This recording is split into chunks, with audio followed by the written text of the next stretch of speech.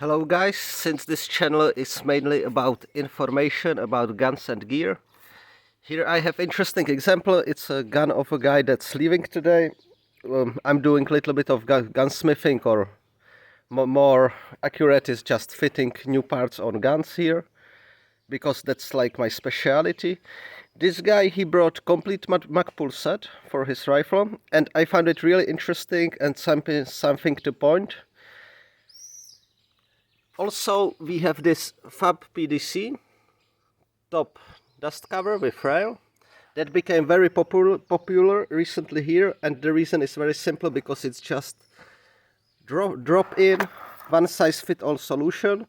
But be careful, for my Hungarian AMD 65 back in the day it didn't work. Just the tolerances were too big, so the front of the rail didn't fit.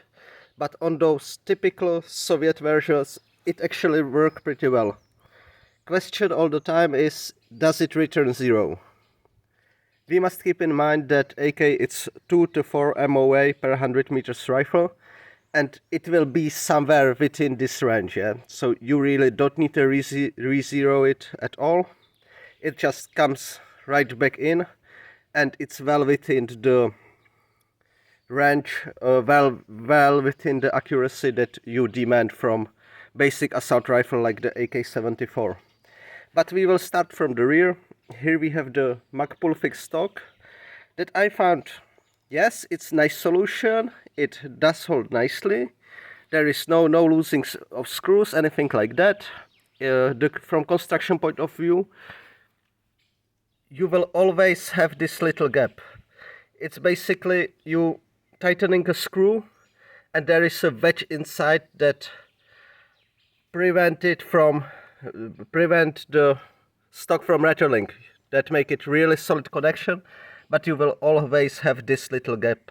That doesn't bother me at all, but on civilian market, yes, there might be some guys especially used to ARs that might have issues with this. The butt pad is very comfortable, but for use with body armor I find it just too wide, too thick.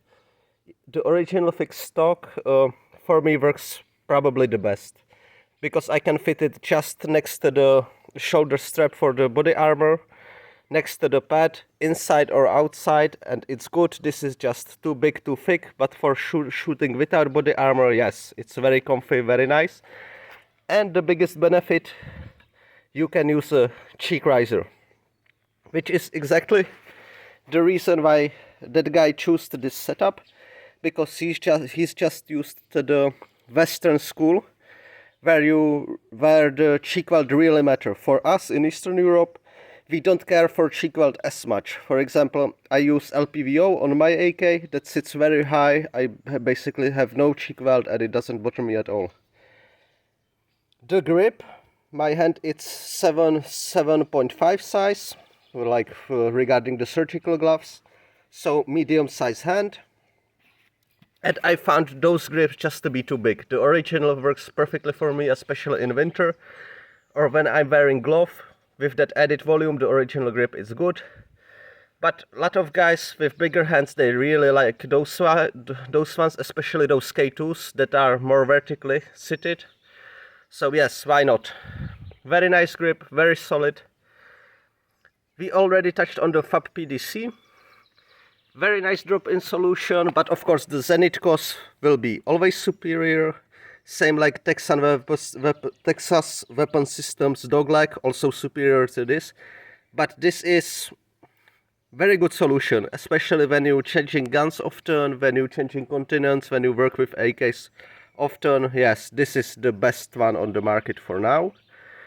Holosun optics, I was very surprised. The magnifier, not so much. It's a little bit dim. The clarity of glass isn't on par with EOTech with aimpoint magnifiers, but nobody expect that. It does work. It does get the job done. Holosun, this one have a solar panel and green dot. I never tried red dots with green dots before, but yes, it does work. So I would, it's on par for me with the red dot, like why not? So my skepticism about green dots just completely evaporated. It's very nice red dot, especially regarding the budget. Now the front end of the gun, also Magpul. Here is left CIA Israeli one on top, but that doesn't matter. The handguard, I just found it too fat, too bulky, and you can't fit GP25 grenade launcher. Also, there are a couple of versions. Some of them require the original sling swivel to be cut off. Here we just took bolt cutters from beaching kit, cut a wedge, little bit of work with knife, and we managed, yes, to fit even the paracord to the original sling loop, and all works perfectly. And probably my favorite part from all this Magpul set, it's this flashlight holder, flashlight adapter, because it's made out of plastic, but it's really sturdy. And before I wondered if I can use this solution on my Ultimac ray. Well, basically that it will sit on the Ultimac, and there is no problem with that. It's like sturdy enough, solid enough. Only the heat transmission might be an issue when you shoot lot of full auto, but really this is nice solution, and you can use your budget Surefire flashlight in it. So overall, would I choose this setup? Probably not. But it's something very budget friendly and that really works. So see you guys in the next video.